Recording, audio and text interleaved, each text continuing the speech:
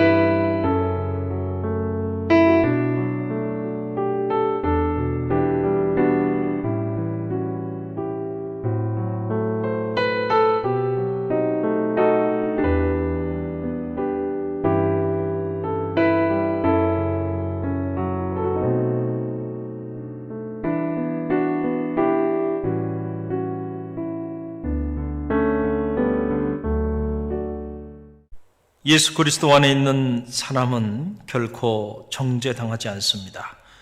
그것은 예수 그리스도께서 우리를 죄와 죽음의 세력에서 해방시키셨기 때문입니다.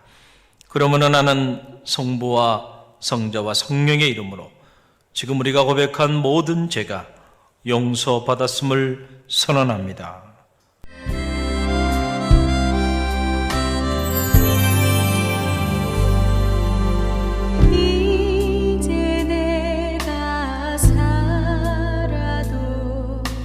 주 위에 살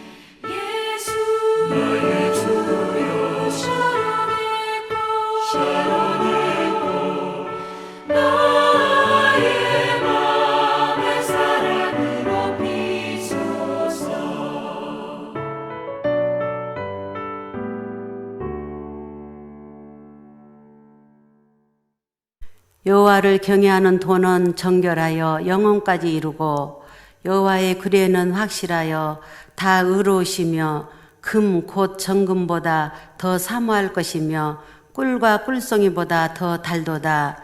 교회의 머리가 되신 주님, 복되고 거룩한 주일을 맞이하여 주님께 영광을 돌릴 수 있게 하시니 감사합니다. 주님, 저희들은 향하여 주님의 심리와 사랑을 생각할 때 감사와 감격뿐입니다. 예배에 파묻힌 살보로 인도하여 주시는 것이 너무나 큰 주님의 축복임을 깨닫게 하시니 감사합니다. 이 축복을 늘 누릴 수 있는 저희들이 되게 하시고 언제나 감격이 넘치는 예배를 드릴 수 있는 저희 모두가 되게 하여 주시옵소서. 주님은 죄인을 위하여 낮고 천한 자리를 찾아오신 주님이신데 저희들은 스스로 높이고 섬김을 받는 일을 더욱 좋아했습니다. 주님의 겸손을 본받아 섬기는 자세로서 삶을 살아갈 수 있는 저희 모두가 되게 하여 주시옵소서. 저희도 주님 몸된 지체가 되어 늘 주님의 선하시고 온전하신 뜻이 무엇인지 분별할 수 있도록 도와주시옵소서. 봉사자의 중요한 자세는 자기 직분에 따라 그 역할을 잘 감당할 수 있는 자가 되게 하소서. 손은 손으로, 발은 발로, 머리는 머리로, 기도자는 기도로, 전도자는 전도로, 물질로 봉사자는 물질로서의 기능을 잘 감당하는 것이 중요한 줄 압니다. 각자 주님이 주신 은사대로 맡은 바 직분을 잘 감당하여 하나님 보시기에 좋았더라는 칭찬을 받게 하여 주시옵소서. 하나님의 교회를 섬기는 귀한 모습이 넘쳐나게 하시고 열매 맺는 신앙이 되게 하여 주시옵소서. 코로나19로 전 세계가 너무나 힘든 가운데 있습니다. 우리 대한민국을 비롯하여 하루속히 코로나19가 물러가게 하시옵소서. 예전처럼 행복한 신앙생활을 할 수 있도록 주님 도와주시옵소서. 하나님 이 나라 민족을 사랑하사 대통령을 비롯하여 정치하는 자들과 온 국민이 한마음 한뜻으로 이 나라 경제를 살릴 수 있는 큰 믿음을 주시옵소서. 조금 있으면 수능이 시작됩니다. 수험생들이 건강을 지켜주시고 시험을 잘 치를 수 있도록 지켜주시옵소서. 주님께서 다시 한번 감사드립니다. 저희 갈릴리 교회가 성도들은 코로나19로부터 지켜주심을 감사합니다. 앞으로 저희가 목사님을 비롯하여 전 교인이 기도하겠습니다. 코로나19가 완전히 끝날 때까지 지켜주시옵소서. 이 시간 말씀을 전하신 김영복 목사님 단위에 세우셨으니 진리의 말씀을 전할 수 있도록 붙드시고 저희 모두가 큰 은혜 받는 시간 되게 하여 주시옵소서. 이미 예배가 시작되었습니다. 마치는 시간까지 시중을 주님께 의탁하오며 예수 그리스도의 이름으로 기도드립니다. 아멘. 오늘 우리에게 주시는 하나님의 말씀은 마태복음 13장 44절 말씀입니다. 천국은 마치 밭에 감추인 보화 같으니 사람이 이를 발견한 후 숨겨두고 기뻐하며 돌아가서 자기의 소유를 다 팔아 그 밭을 사느니라. 아멘.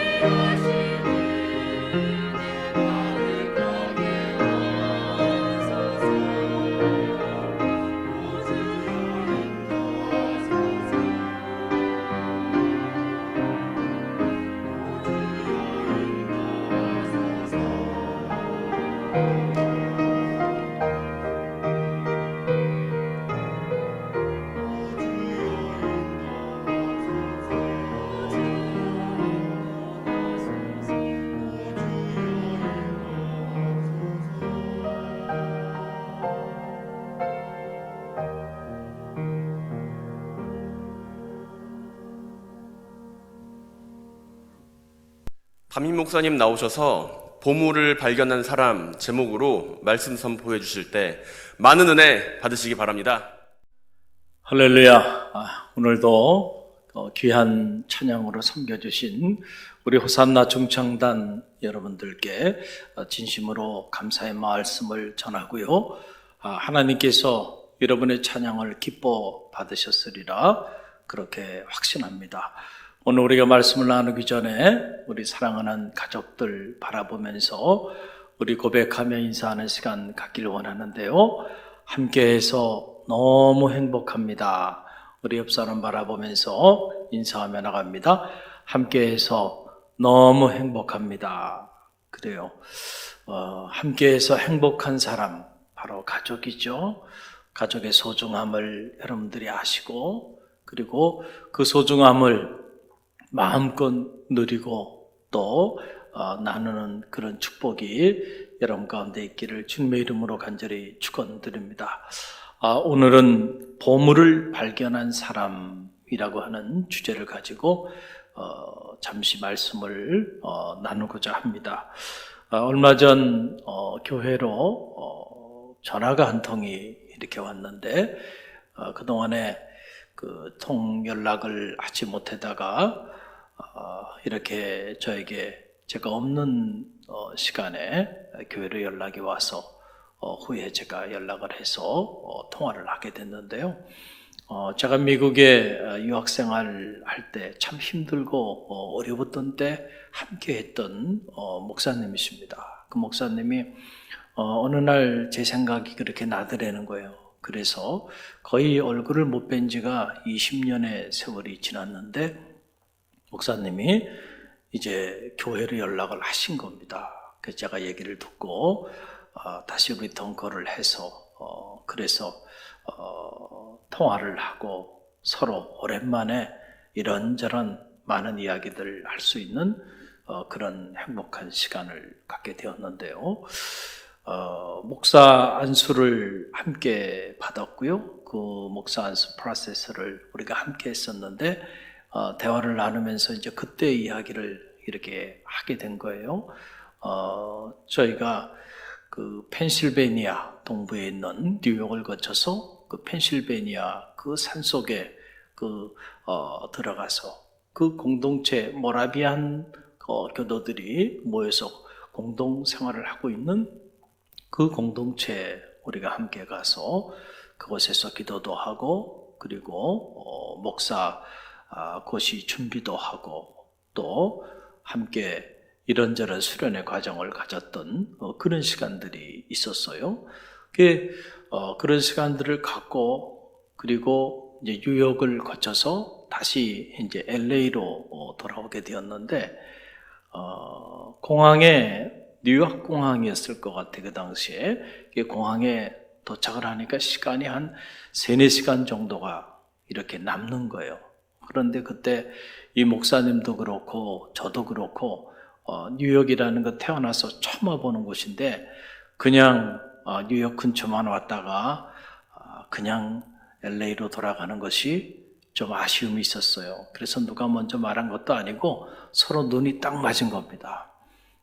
그래서 우리가 우리 가지고 있는 짐을 공항에다가 잠시 맡기고 그리고는 택시를 잡아 탔습니다.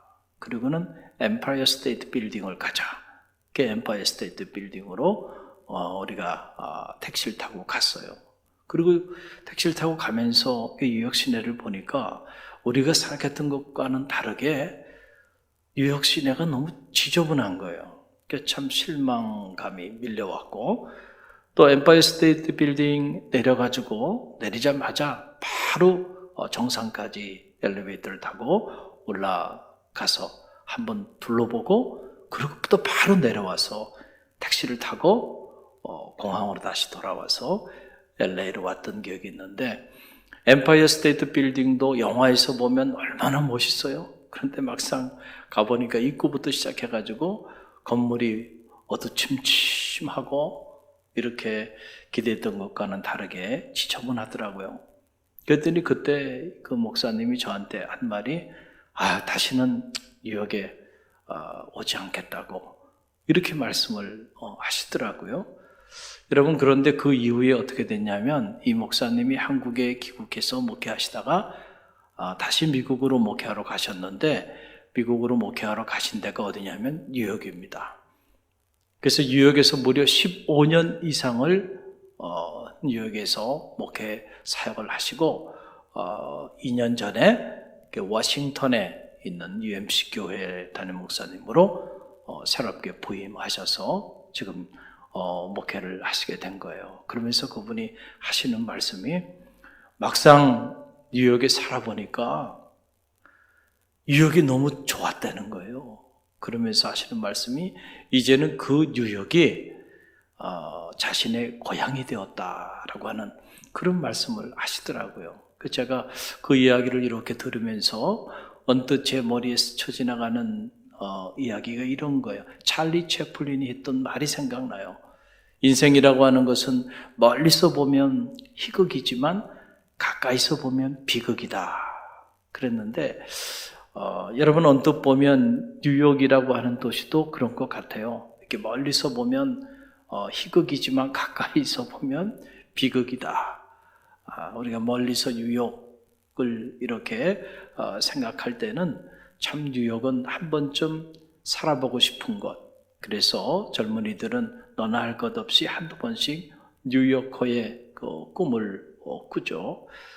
그런데 정작 그 뉴욕을 이렇게 방문해 보면 여러 가지 많은 실망감들을 처음에는 갖게 되죠. 저도 잠시 방문할 수 있는 그런 기회가 그 이후에 한 번 있었는데, 이렇게 보니까 세 가지가 이렇게 제 눈에 들어오더라고요. 하나는 전반적으로 한국에 비해서는 뉴욕은 지저분하다. 특별히 여러분 뉴욕에서 지하철을 타보면 한국의 지하철이 얼마나 잘 돼 있고 깨끗한가를 알 수 있어요. 마치 그 땅굴로 들어가는 것 같은 그런 느낌을 받을 정도로 그 뉴욕의 지하철 환경은 썩 좋지 않다라고 하는 거고요. 또 하나는 여러분 뉴욕 시내를 걸어보면 계속 들려오는 소리가 있어요. 그 소리 중에 하나가 바로 뭐냐면 앰뷸런스 소리입니다. 계속 앰뷸런스 소리들이 들려와요. 사건, 사고가 끊임없이 일어나고 있다라고 하는 것이죠. 또 여러분들이 이제 그 차를 직접 운전해 보시면 뉴욕은 한마디로 말씀드리면 뉴욕은 언제나 공사 중입니다.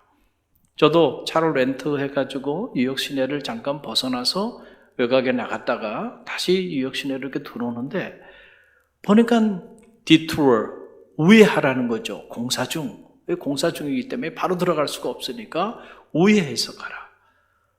계속 우회하고 하다 보니까 길을 한 번에 찾아서 들어가기가 어려워요. 그래서 제가 내린 결론 중에 하나는 뉴욕은 어디나 항상 공사 중이구나 라고 하는 거예요. 자, 제가 잠시 방문해서 봤던 뉴욕의 모습이에요. 여러분, 그런데 가만히 보세요. 그런데 왜 뉴욕의 물가가 아마 세계에서 가장 비쌀 겁니다. 왜 그럴까요? 그럼에도 불구하고 많은 사람들이 뉴욕에 살기를 원해요. 그래서 뉴욕의 물가가 전 세계에서 가장 비싼 그런 도시가 되고 만 거죠. 여러분, 왜 사람들이 그렇게 뉴욕으로 그렇게 모여들게 되는가요? 뉴욕에 오래 산 사람들의 이야기를 들어보면요, 다 그들 나름대로 자신들이 꿈꾸는, 자신들이 가장 소중하게 생각하고 가장 귀하게 생각하는 자신들만의 보물들을 그곳에서 발견한 사람들이에요.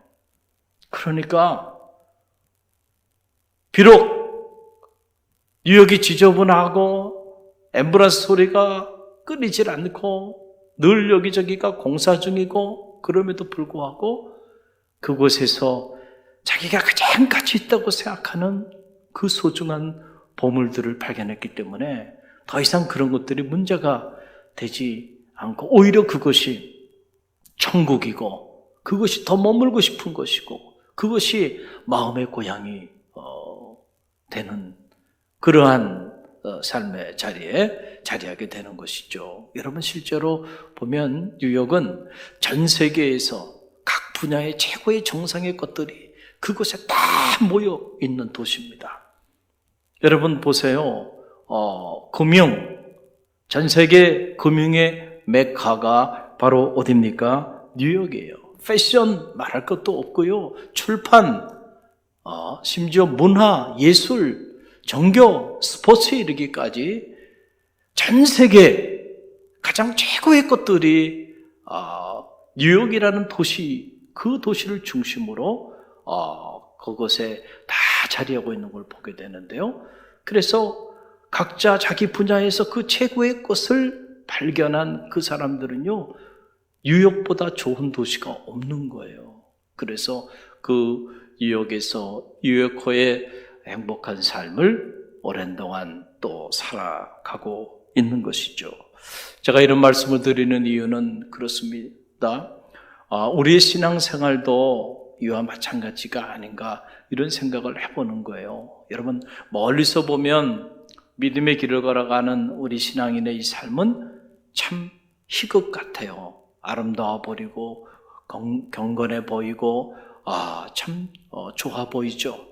그런데 실제로 우리 신앙인의 그 삶의 자리 안에 가까이 들어가 보면 어떤 경우에는 비극 같은 경우도 있을 수 있다라고 하는 그런 사실이 있죠. 여러분 끊임없는 번민과 갈등과 고민과 끝없이 내면에 일어나고 있는 이 세속화된 도시 한복판에서 믿음의 길을 걸어간다는 일이 여러분 그게 쉬울까요? 결코 쉽지 않단 말이에요. 그래서 끊임없이 영적 전쟁을 치러야 하고 끊임없이 수많은 유혹 앞에서 갈등하고 번민하고 고민하면서 그렇게 살아갈 수밖에 없고요. 또 요즘처럼 이런 사회적 극심한 위기 가운데서는 더욱더 우리 마음이 무너지고 더 무너져서 어떤 이들은 불안한 마음 그리고 더 나가서 그 불안한 마음을 폭발하기 위해서 이런저런 모습으로 분노하기도 하고 이런저런 모습으로 안타까운 모습들을 드러내는 그러한 경우들을 우리가 성직자로 살아가는 사람들의 모습에서 성도로 살아가는 성도들의 모습 속에서도 우리가 발견하고 있는 것입니다. 참으로 안타까운 일이죠. 그런데 그럼에도 불구하고 그런 속에서도 천국을 맛보며 행복한 삶을 살아가는 그런 성직자도 있고 성도들도 있다는 거예요. 어떻게 가능할까? 그들은 이 세속화된 도시 한복판에 수많은 유혹과 그리고 우리로 하여금 수없이 갈등하게 만들고 번민하게 만들고 때로는 불안과 두려움 속에 때로는 분노 속에 휩싸이게 만드는 이 사회적 환경 한복판에서도요 행복한 삶을 살아가는 이들이 있다는 거예요. 그들은 바로 보물을 발견한 사람들이에요. 자신만의 보물을 발견한 사람들은 어떻게 보면은 지옥 같은 삶의 자리 한복판에서도 천국을 맛보는 기쁨을 가지고 살아가는 그런 이들이 있다라고 하는 사실이죠. 여러분 오늘 마태복음 13장 이 13장은 보물에 관한 그런 말씀을 주님께서 이 마태복음 13장 안에서 하고 계신 것을 보게 됩니다. 저와 여러분이 함께 읽은 마태복음 13장 44절 이 한 절의 말씀이 바로 그 내용인데요. 우리 함께 읽어봅니다. 천국은 마치 밭에 감추인 보화와 같으니 사람이 이를 발견한 후 숨겨두고 기뻐하며 돌아가서 자기 소유를 다 팔아 그 밭을 사느니라. 그렇습니다. 여러분 마태복음 13장을 가만히 읽어보면 천국에 관한 여러 비유의 말씀들이 반복적으로 이렇게 기록되어 있는 것을 보게 됩니다. 이 말씀들은 하나님을 알지 못하는 이방인들에게 선포된 메시지는 아니고요. 하나님을 섬기고 또 특별히 주님을 따라 나섰던 주의 제자들에게 주님께서 직접 비유로 설명해 주신 그런 놀라운 말씀입니다. 여러분, 이 말씀이 선포되었던 당시는 사실 지금도 우리가 이런저런 일로 인해서 힘들어하고 어려운 시기를 보내고 있지만 지금하고는 비교도 되지 않을 정도의 더 처참하고 더 극도의 위기 상황, 더 극도의 어려운 상황 속에 당시 이스라엘이 팔레스타인이 자리하고 있었다는 사실을 우리는 알 수가 있습니다.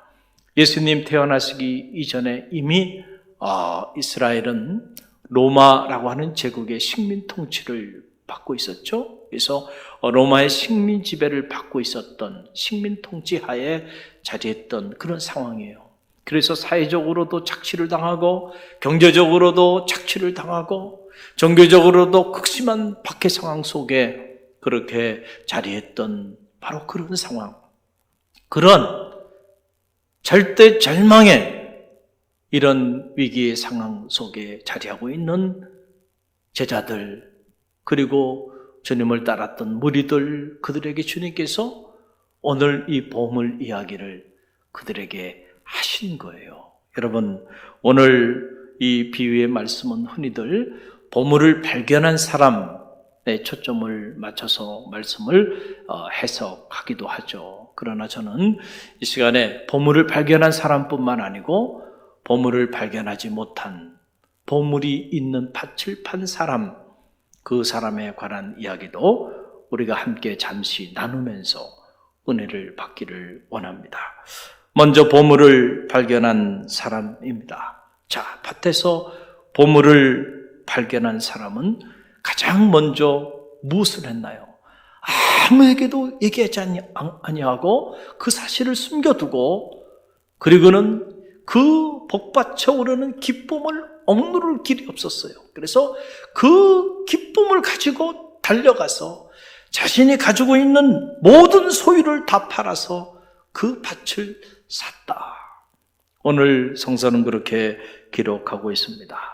자기의 소유를 다라고 하는 말, 판다, 호사의 개의라고 하는 말인데, 이 말은 무슨 말이냐 하면, 여러분, 오늘 우리가 생각하는 이 소유의 개념과 당시 소유의 개념은 다소 차이가 있어요.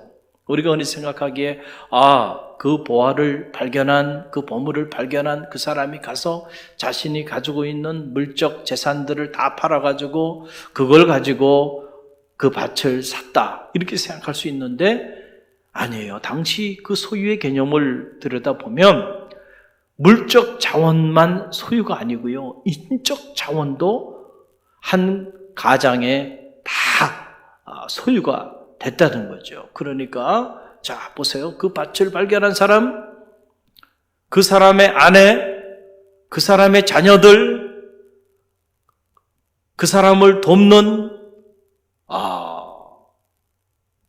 가솔들, 당시에는 노예도 있고 종도 있었죠. 이 모든 인적 자원들까지 자기가 가지고 있는 모든 소유를 다 팔았다라고 하는 말에 이 소유의 개념, 모든 소유를 다 팔았다. 자기 외에 자기 가족, 자기를 돕는 가솔들, 종들, 노예들, 가축들, 그리고 모든 물적 자원까지 다 포함해서 그 모든 것들을 다 내어주고도 이 사람이 발견한 그 보화가 더 가치가 있었다는 거예요. 그래서 그 모든 것들을 다 팔아서 그 밭을 샀다라고 하는 그러한 이야기입니다. 여러분, 얼마나 그 보물이 귀했으면 그 보물을 발견한 사람이 이렇게까지 하였을까요? 여러분, 이 보물이 어떤 보물인가요? 지금 주님께서 비유로 말씀하여 주신 이 보물이 어떤 보물인가요? 바로 천국의 복음, 그 천국의 복음 그 자체가 되시는 주님 자신을 가르쳐 하신 말씀이죠. 우리 주 예수 그리스도 천국의 복음이 되시고 그분 자신이 하나님의 나라의 실체로 우리 가운데 오신 분이신데 그 예수 그리스도를 발견한 사람은 자기가 가지고 있는 재산, 물적 자원뿐만 아니고 심지어 인적 자원까지 다 팔아서라도 그분을 얻기 위하여 밭을 산다라고 하는 그러한 이야기입니다. 사랑하는 성도 여러분, 여러분은 이 보물을 발견하신 분들입니까? 아니면 보물이 있는 밭을 판 사람들입니까? 여러분 1947년에 사해 지방에 이 베두인이라고 하는 목동이 지금도 여러분 그 이스라엘을 가보면 이스라엘 유다 광야에 가면 베두인들이 그 유다 광야에서 천막을 쳐놓고 양을 치면서 그렇게 생활하고 있어요. 지금도 그런 생활들을 하고 있더라고요. 근데 1947년에 이 사해 지역에 이 베두인들이 이렇게 양을 치다가 하나 동굴을 발견하게 돼요. 그래서 심심해서 그냥 동굴 안에 돌을 던졌는데 그만 쨍그랑하는 소리가 동굴 안에서 나는 거예요. 그래서 이상하다 해서 이 목동이 동굴 속에 들어가 보니까 항아리가 10개가 있는 거예요. 그런데 그 항아리 안에를 보게 되니까 9개 항아리 안에는 아무것도 담겨 있지 않고 그리고 마지막 항아리에 뭔가 그 안에 담겨 있는데 보니까 가죽으로 이렇게 만든 두루마리, 그 두루마리 하나가 뭔가 글씨가 써 있는 두루마리 하나가 그 안에 있는 거예요. 그래서 이 목동이 이 가죽 가져가서 그냥 신발 끈이라도 만들어서 사용해야 되겠다 이렇게 생각하고는 그러고는 그 항아리를 가지고 집으로 옵니다. 그러고는 그냥 한 2년 정도 자기 집에 방치해 놨다가 그것을 고물상에 $1를 주고 팔게 돼요. 여러분 그런데 그 $1 주고 판 그 가죽으로 만든 그 두루마리가 뭔지 아십니까? 전 세계에서 가장 오래된 성경인 사해사본이에요. 여러분 이거는 돈으로 환산할 수도 없는 그런 고고학적 가치를 가지고 있는 그런 보물 중에 보물이죠. 그런데 이 보물을 자기 집에 2년 동안 가지고 있으면서도 보물의 가치를 몰랐어요. 그리고 그 보물을 $1의 고물상에게 팔아버리는 이런 안타까운 상황이 벌어지게 된 것이죠. 여러분 이 모습을 보면서 그렇구나. 보물이라고 하는 건 아무나 발견하는 것이 아니고 그 보물의 가치를 아는 사람만이 발견하게 되는 것이구나 라고 하는 사실을 알게 돼요. 그래서 우리는 이런 질문을 던질 수가 있어요. 그럼 왜 이 밭의 주인은 자기 밭에 보화가 있음에도 불구하고 그 밭을 팔았을까요? 왜 팔았을까요? 우리가 추측해 보면 두 가지가 가능하죠. 첫째는 자기 밭에 보화가 숨겨져 있다고 하는 그 사실을 몰랐거나 또 하나는 보화가 있음을 보았음에도 불구하고 그 보화의 가치를 전혀 알지 못했기 때문일 것이다 라고 하는 그런 사실이죠. 여러분 이 밭의 주인, 주님께서 이 비유의 말씀을 통하여 오늘 우리에게 던져주신 이 밭의 주인은 누구를 가르치는 말일까요? 주님을 따랐던 수많은 무리들, 그리고 당시 특별히 예루살렘 성전을 중심으로 오랜 동안 종교활동을 해왔던 유대인들, 그들을 가르쳐서 하신 말씀이죠. 여러분, 수많은 무리들이 예수님 당시에 예수님 주변에 모여들었죠. 빈들에 5,000명, 장정만 5,000명이었으니까요. 어린아이, 여자, 그리고 어르신까지 포함하면은 글쎄요, 좋기 10,000명은 넘는 그 많은 무리들이 당시 빈들에까지 주님을 따라왔어요. 그런데 그들이 정말 보물이 되시는 예수 그리스도를 만난 것은 아니죠. 오히려 그들은 오병이어의 기적, 떡맛을 보고 그리고는 그들이 정신이 완전히 나가버린 겁니다. 그래서 주님을 따라 밤이 새도록 주님을 찾아 헤매다가 주님을 찾아 나왔을 때 주님께서 그들을 향하여 하신 말씀이 뭐예요? 너희가 나를 찾는 까닭은 떡을 먹고 배부른 까닭이다. 썩을 양식을 구하지 말고 생명의 양식, 생명의 떡으로 오신 생명의 떡을 구하라 라고 말씀하여 주셨잖아요. 정작 보물이 되시는 생명의 떡으로 오신 예수 그리스도는 만나지 못하고 그분이 행하신 기사와 이적, 그분이 행하여 주신 떡만만 보고 더 큰 떡을, 더 큰 기적을, 더 큰 이적을 구하는 이런 안타까운 삶의 자리에 자리하게 됐다는 거예요. 당시 예수님의 제자들도 주님과 함께 3년 동안 함께 하였지만은 정작 주님을 보물로, 정작 주님을 보아로 그렇게 만나지 못했기 때문에 주님 고난 당하시게 되자 각기 다 자기 길로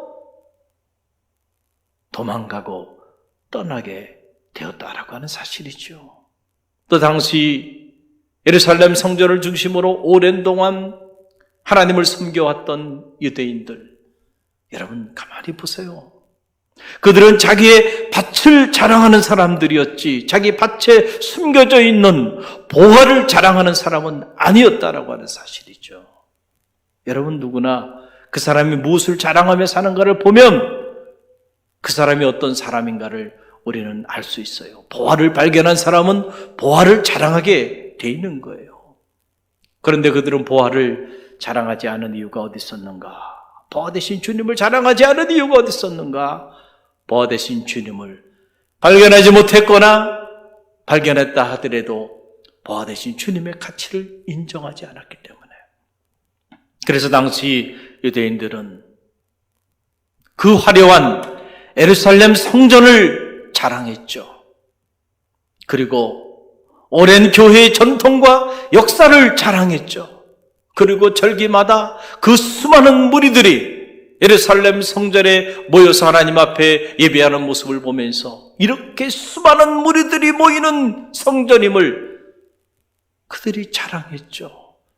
그리고 그 수많은 무리들이 모여서 헌신함으로 만들어지는 그 엄청난 재정 규모와 사회적인 영향력을 자랑 삼아 살았다라고 하는 사실이에요. 그러나 정작 그들은 보화 되시는 주님을 자랑하지 않았습니다. 보화 되신 주님을 발견하지 못했습니다. 그래서 오히려 보화 되신 주님을 마치 이 베두인 목동이 1달러로 고물상에 내어 판 것처럼 그렇게 주님을 취급했다라고 하는 그런 사실입니다. 사랑하는 성도 여러분, 여러분은 정말 보화 되신 주님을 발견한 사람들입니까? 우리가 우리 자신을 좀 들여다보는 그런 지혜가 있기를 주님의 이름으로 간절히 축원드립니다. 사도 바울을 보세요. 보화를 발견한 사람은 보화를 자랑하게 돼 있다니까요. 사도 바울이 보화 되신 주님을 만난 이후에 그의 삶이 완전히 뒤집어졌고 그의 자랑이 완전히 변화된 것을 우리는 성서를 통해서 읽게 됩니다. 갈라디아서 6장 9절 말씀을 보게 되면 그 기록이 나오는데요. 함께 읽어봅니다. 그러나 내게는 우리 주 예수 그리스도의 십자가 외에 결코 자랑할 것이 없으니 그리스도로 말미암아 세상이 나를 대하여 십자가에 못 박히고 내가 또한 세상을 대하여 그러하니라. 여러분 참으로 엄청난 선언이 아닐 수가 없어요. 내가 부득불 자랑할진데 이제 나는 예수 그리스도의 십자가 외에 더 자랑할 것이 없다라고 하는 이런 엄청난 선언입니다. 보아 되신 주님을 발견한 이후에 사도 바울은 더 이상 나는 가말리엘 문화생이요, 유대인 중에 유대인이요, 로마의 시민권을 가진 사람이요, 자기의 스펙도 자랑하지 않았어요. 자기의 지위도 자랑하지 않았어요. 자기의 학식도 자랑하지 않았어요. 자기의 그동안에 자랑 삼았던 그 모든 것들을 오히려 분비물처럼 여기고, 이제 내가 부득불 자랑한다고 한다면 우리 주 예수 그리스도의 십자가 외에 다른 것은 결코 자랑하지 않겠다. 보아 되신 주님을 확실히 만난 사람이죠. 저는 이 보아 되신 주님을 만나는 이 만남의 축복이 여러분 모두 가운데 있기를 간절히 축원드립니다. 바울은 이 보아 되신 주님을 만났기 때문에 그가 이 로마서에 보게 되면 엄청난 그런 고백을 하게 되는데요. 로마서 8장 37절로 35절로 37절의 말씀입니다. 저와 여러분이 함께 읽어봅니다. 누가 우리를 그리스도의 사랑에서 끊으리요? 환난이나 공고나 박해나 기근이나 적신이나 위험이나 칼이냐? 기록된 바 우리가 종일 주를 위하여 죽임을 당하게 되며 도살당할 양같이 여김을 받았나이다 함과 같으니라. 그러나 이 모든 일에 우리를 사랑하시는 이로 말미암아 우리가 넉넉히 이기느니라. 아멘. 참 엄청난 선언이 아닐 수가 없어요. 보아 되신 주님을 발견한 사람, 사도 바울은요, 그렇기 때문에 그 어떤 환난이나 공고나 박해나 기근이나 적질이나 칼이냐, 이 모든 것들로 인하여 결코 무너지지 않는다라고 하는 사실, 오히려 이 모든 일들로 말미암아 넉넉히 이기느니라. 보아 되신, 우리를 사랑하신 보아 되신 주님 안에서 이 모든 일들 넉넉히 이기는 그런 놀라운 고백, 놀라운 간증, 놀라운 확신을 우리 가운데 전해주고 있는 것을 보게 됩니다. 사랑하는 성도 여러분, 우리가 믿음의 길을 걸어가고 있는데 정말 우리 모두는 보아 되신 주님을 발견한 사람인지, 아니면 보아가 있는 밭을 판 사람인지 우리 자신을 점검해보는 지혜가 있길 바랍니다. 특별히 이런저런 일들로 인하여 어려움 가운데 처해 있는 이 위기의 때에 비본질적인 것들을 다 내려놓고 우리가 자랑 삼았던 거, 성전입니까? 건물로서의 성전을 자랑했습니까? 모이는 사람의 숫자를 자랑했습니까? 교회 재정을 자랑했습니까? 우리가 무엇을 자랑 삼으며 살아왔나요? 이런 비본질적인 것들, 우리가 이 모든 것들을 다 내려놓고 본질이 되는, 정말로 우리가 발견해야 하는 보아 되신 예수 그리스도를 발견하는 그런 역사가 우리가 이렇게 모든 성도들 가운데 있기를 주님의 이름으로 간절히 축원드립니다. 오늘 우리는 과연 보아를 발견한 사람인지, 그 보아가 있는 밭을 판 사람인지 우리 자신을 점검해보는 지혜가 있기를 간절히 바랍니다. 이 땅의 삶은 결코 영원하지 않습니다. 모든 것은 변하고, 그리고 모든 것은 쇠하고, 모든 것은 다 사라져버리고 맙니다. 오늘 우리의 만남도, 오늘 우리 인연도 결코 영원하지 않습니다.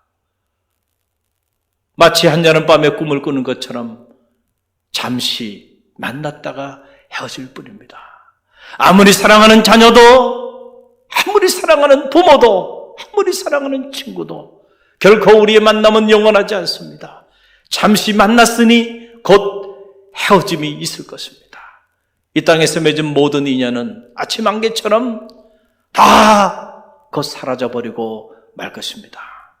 그러나 오직 영원한 것 하나, 그것은 바로 우리의 보아 되시는 길이요 진리요 생명이 되신 예수 그리스도만이 영원하다고 하는 사실을 여러분 꼭 기억하시길 바랍니다.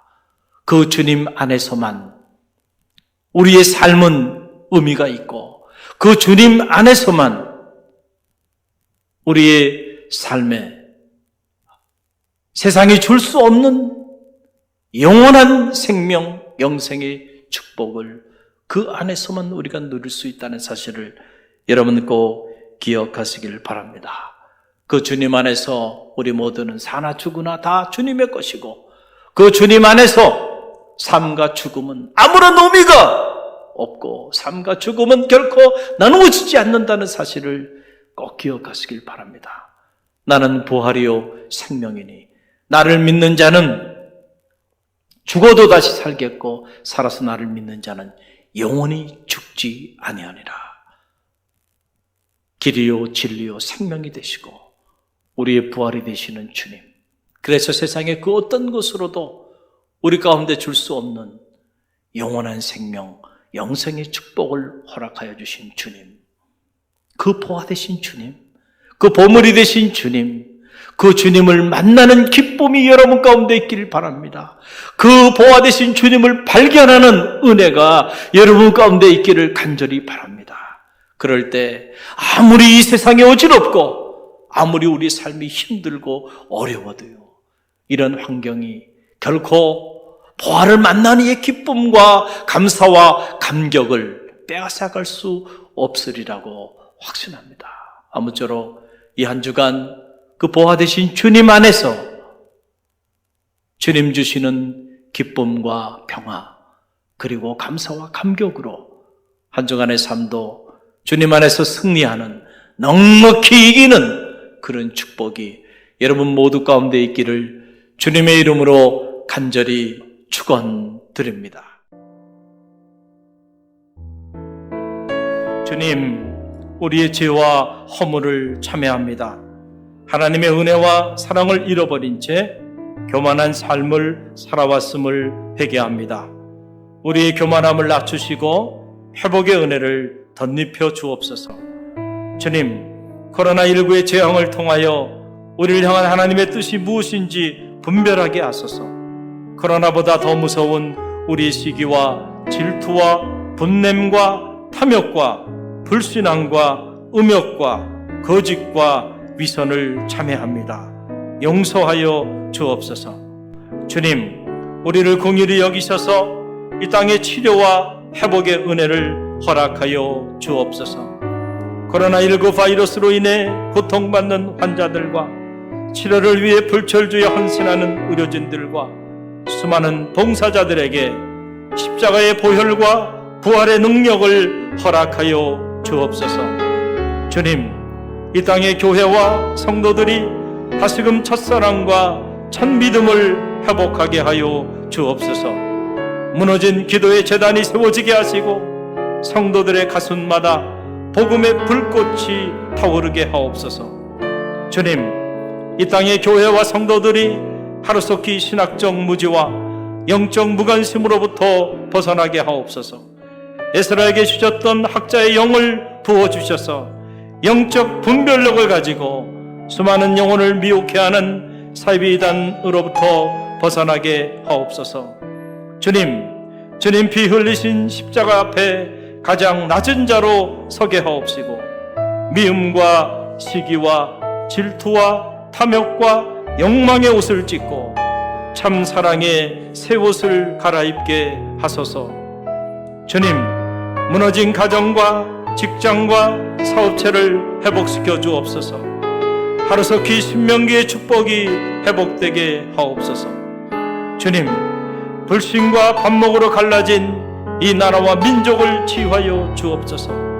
미움과 다툼과 비난과 증오와 분열의 영을 속히 제하여 주옵시고 성령의 기름 부음의 은혜를 덧입혀 주옵소서. 하루속히 백두에서 한라까지 그리스도의 푸르른 계절이 오게 하옵소서. 주님, 갈릴리 교회 꿈이 주님의 꿈이 되게 하옵소서. 갈릴리 교회가 이 시대의 희망의 등불이 되게 하옵소서. 갈릴리 교회가 놀라운 영적 부흥을 경험하게 하옵소서. 주님, 이 위기의 때에 갈릴리 교회 온 성도들이 깨어 기도하게 하옵소서.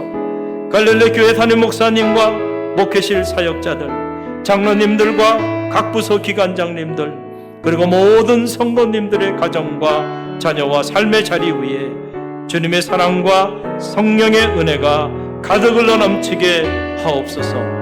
봄, 여름, 가을, 겨울 우리의 사계절 속에 언제나 사랑의 꽃으로 피어나시는 우리 주 예수 그리스도의 이름으로 기도드립니다. 아멘.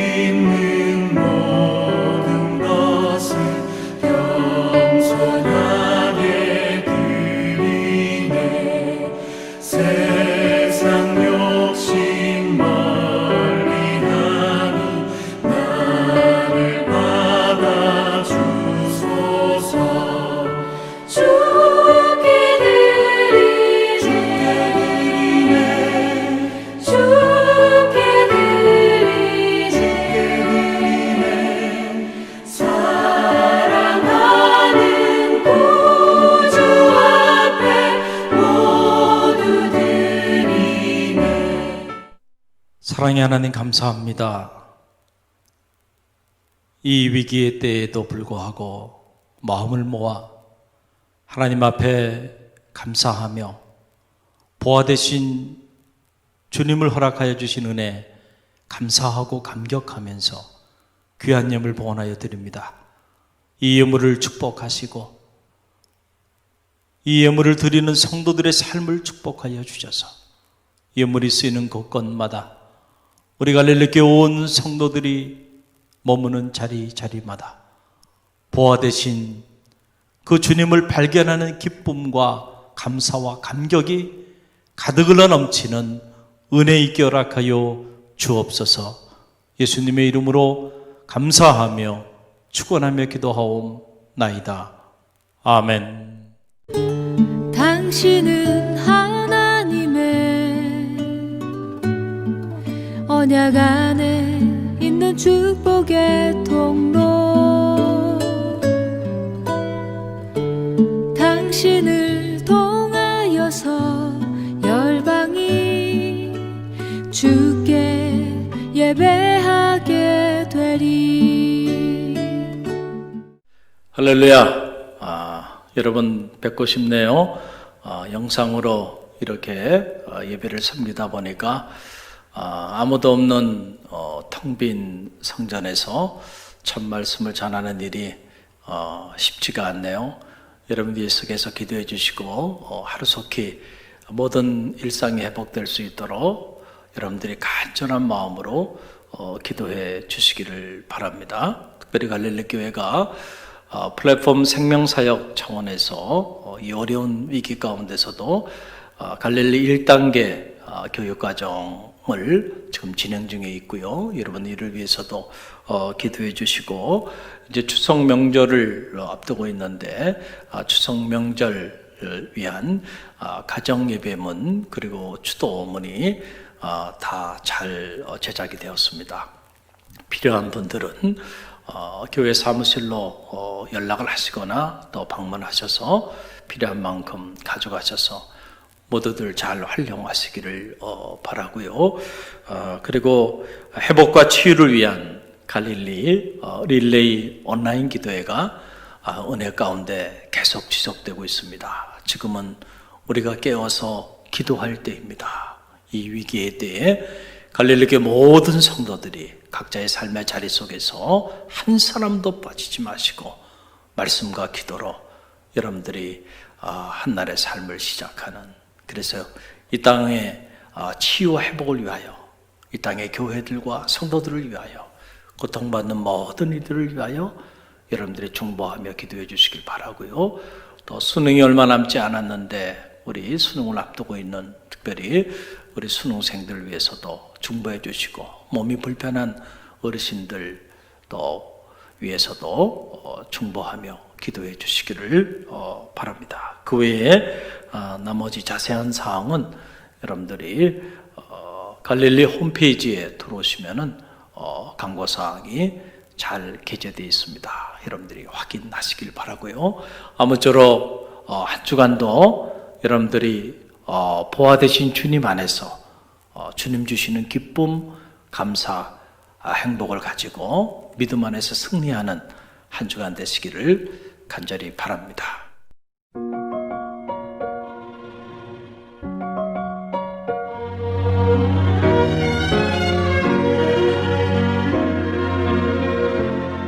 너의 가는 길에 주의 평강이 있으리 평강의 왕 함께 가시니 너의 걸음 걸음 주 인도하시니 주의 강한 손 널 이끄시니 너의 가는 길에 주의 축복이 있으리 영광의 왕 함께 가시니 내가 받는 모든 것 주님 다스리니 너는 주의 길에 걷게 되리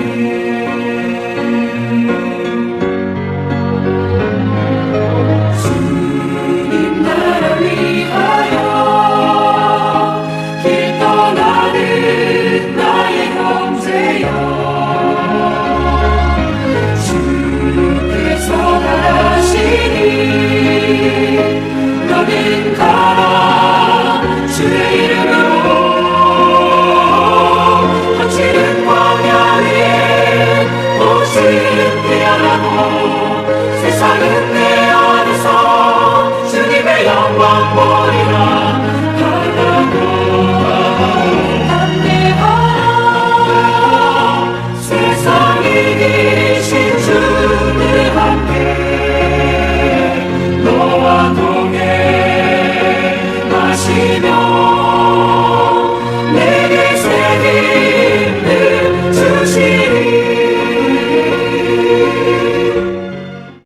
지금은 우리 주 예수 그리스도의 은혜와 하나님 아버지의 만극하신 사랑하심과 성령의 감화 감동 교통하심이 이 위기의 때에도 보아 되신 주님을 발견하는 기쁨과 감사와 감격을 안고 세상을 향하여 담대히 나가는 주의 백성들 머리 위와 저들의 가정과 자녀와 삶의 자리 위에, 그리고 이 어려운 때에도 복음의 역사를 끊임없이 이어나가는 갈릴리 교회와 오늘 우리가 섬겨야 하는 이 나라와 이 민족과 세계 열방 위에 지금부터 영원까지 함께 하시기를 간절히 축원하옵나이다.